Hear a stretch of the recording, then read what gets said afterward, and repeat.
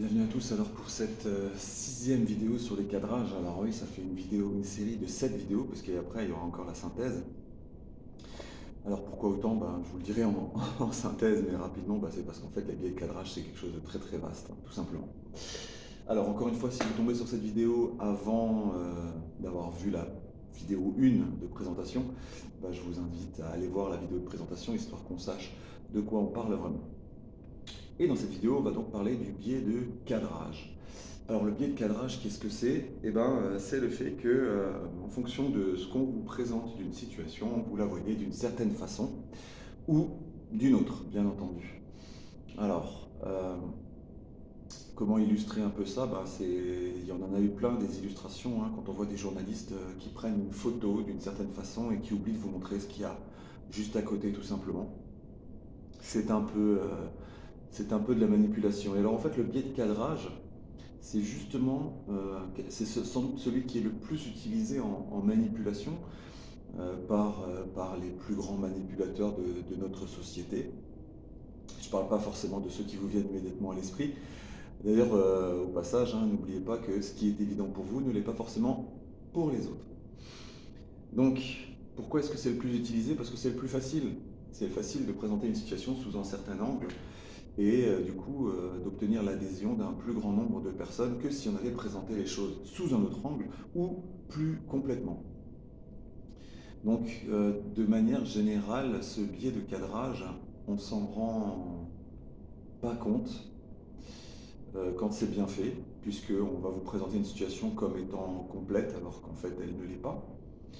Ou alors, vous êtes en face de quelqu'un qui ne fait pas exprès. Et en fait, c'est là que ce biais de cadrage intervient le plus pour moi. C'est-à-dire que quand vous êtes en face de quelqu'un, un ami, une famille, une connaissance, un collègue, n'importe qui vous raconte une histoire, il vous raconte sa version des faits. Et j'adore ce mot d'ailleurs, il vous raconte les faits. Alors ce qui est bien, c'est que normalement des faits, c'est quelque chose d'objectif. Quand on dit c'est un fait, eh oui, c'est que ça s'est passé comme ça. Hmm. Oui, sauf que si les faits eux-mêmes sont objectifs, la façon qu'on va avoir de les raconter, de les transmettre à quelqu'un, celle-là, elle est absolument pas objective. Puisque celle-là, cette vision que vous avez d'un fait, elle passe par vos filtres à vous. Donc du coup, quand vous racontez une situation à quelqu'un, vous racontez votre point de vue. Et il y a fort à parier que votre point de vue soit différent d'une autre personne, surtout si cette autre personne est dans ce qu'on appelle la partie opposée. Si vous racontez votre conflit avec votre collègue de bureau à un autre collègue, il y a de fortes chances que la personne avec qui vous êtes en conflit raconterait les choses d'une toute autre manière. Donc ça, c'est comment nous, malgré nous, nous utilisons le biais de cadrage avec quelqu'un d'autre, puisque nous allons présenter un certain angle de vue de la situation. Et comment nous subissons ce biais de cadrage? Tout simplement, si quelqu'un qu'on apprécie nous parle, on aura tendance à donner du crédit à sa version des faits. Le seul problème, c'est que c'est pas parce qu'on aime bien la personne qu'elle a raison. C'est pas parce qu'on aime bien la personne qu'elle est de bonne foi en permanence. Elle peut aussi être de mauvaise foi sans vraiment le vouloir. C'est compliqué aussi. Donc, quand quelqu'un vous parle, ayez ce réflexe. Alors, vous avez peut-être pas envie de le faire, hein, mais c'est une bonne chose pour une compréhension et pour éviter le biais de cadrage. Et essayez d'avoir le réflexe de vous dire, ok, tu me présentes ton point de vue. J'aimerais beaucoup avoir le point de vue de la partie adverse. Alors oui, c'est ce qu'on fait dans un tribunal, et du coup, on a des spécialistes de la présentation du point de vue qui, eux, utilisent le biais de cadrage à fond, qui vous présentent deux situations qui devraient être identiques, mais qui sont quasiment opposées. Donc oui, je parle des avocats lors des tribunaux, mais là, c'est leur taf. C'est leur taf d'utiliser à fond le biais de cadrage dans un sens et dans l'autre, puisqu'ils ont tous les deux une cause à défendre.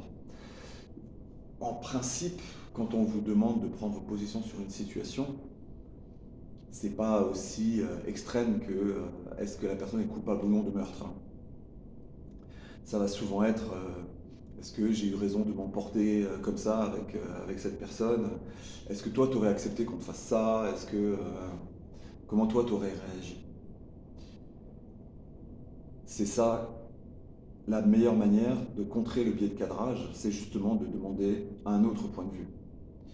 Peut-être pas forcément de la partie opposée, mais peut-être une tierce personne qui aurait vu la situation, qui aurait elle aussi été témoin de la scène. Parce que le problème du biais de cadrage, c'est que, comme je vous l'ai dit, on peut être de mauvaise foi involontairement, c'est-à-dire qu'on peut présenter les choses de son point de vue et vraiment déformer la réalité sans le vouloir.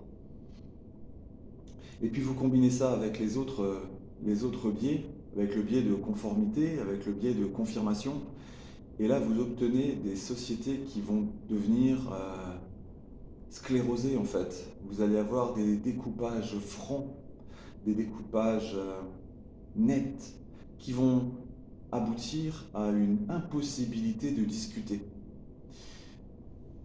On va avoir des gens qui vont se conforter dans leur avis en se racontant leur version identique d'un fait qui est mal cadré ou qui est en tout cas cadré déjà une fois. Puisque c'est cadré, il y a forcément tout un truc autour qu'on ne voit pas. Et donc, comme je vous disais, rajoutez à ça le biais de conformité. Je dois ressembler aux autres. Le biais de confirmation qui va me faire encore plus retenir uniquement ce qui confirme mon point de vue.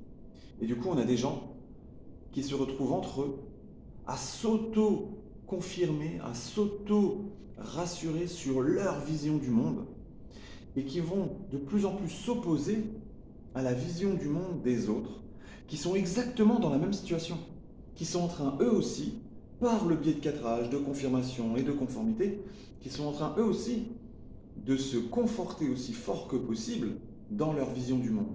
Et du coup, quand ces deux personnes-là peuvent se rencontrer, elles vont forcément s'affronter. Elles n'ont plus cherché à se comprendre, puisqu'elles sont tellement convaincues l'une et l'autre qu'elles ont raison. Donc voilà pour le biais de cadrage. Donc c'est assez simple, hein. Quand quelqu'un vous présente des faits, interrogez-vous juste sur une autre façon de voir les choses, tout simplement. Allez, je vous laisse sur ça. Belle journée. Bye bye.